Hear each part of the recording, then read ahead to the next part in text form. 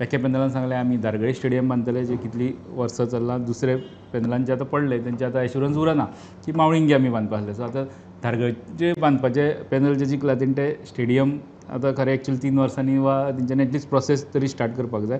इलेक्शनाच्या टायमार सगळे थंय जे कॉन्टेस्ट करता ते आतांचे क्रिकेटर आसता अशें ना, थोडे क्रिकेटर आसता, थोडे क्लब हें केल्ले आसता.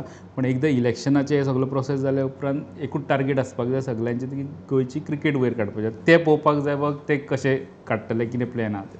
इतकी वर्सां इतके जे रथी महारथी जमलेले सगळे आमचे अकबर मुल्ला, चेतन देसायाच्या अंडर हेजे सगळे जमलेले, सुरज लोटलीकर, बाळू फडके, त्याचो चेडो, सगळे जमलेले.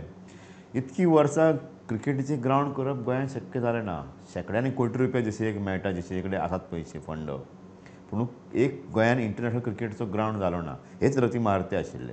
सो आतां पळोवपाक जाय, महेशाची कार्यपद्दत वेगळी आसा. चेतनाचो जरी तो भाव आसलो तरी महेशाची काम करपाची स्टायल मातशी वेगळी आसा.